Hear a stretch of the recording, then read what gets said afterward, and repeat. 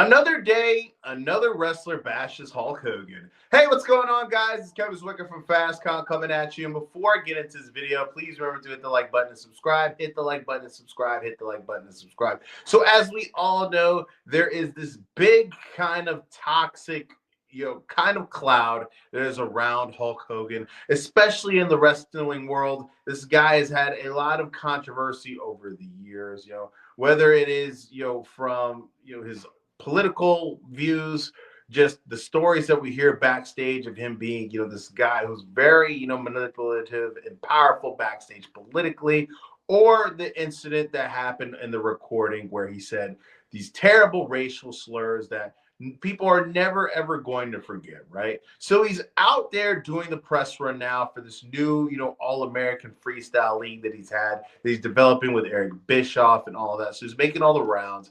Today he was doing Pat McAfee's show, and he also did another interview, and he was really bigging up the guys who have amateur backgrounds or were ever really transition successfully into the world of professional wrestling. Guys like Brock Lesnar, guys like Kurt Angle, and he name drops Shelton Benjamin, but instead of calling him Shelton Benjamin, he screws up his name and calls him Benjamin Shelton, not once, but twice. And to be honest with you guys, that's not the most craziest thing that I've ever heard.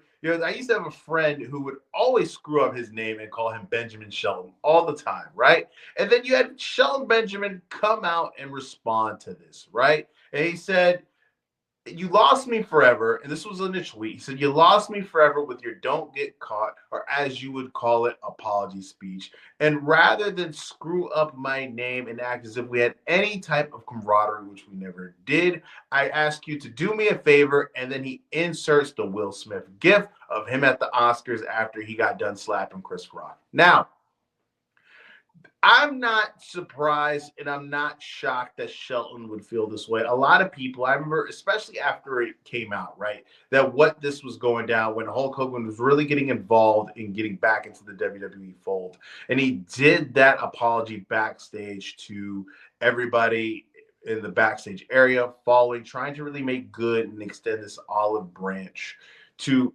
break himself and really ingratiate himself back into the WWE culture. That the New Day came out, were very vocal about this so-called apology that Hulk Hogan really gave out in front of everybody. I know guys like Mark Henry have talked about wanting to take Hulk Hogan on an HBCU tour and really be able to make good and really ingratiate himself back into the good graces of people.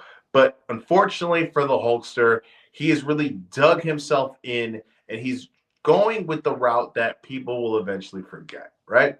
Now, forgiving and forgetting is something that in my personal life, I'm very much so a proponent of, but I'm only a proponent of that when somebody shows that they are willing to accept the fact that they are wrong, that they did something, and it's time for them to make good on the mistakes that they made.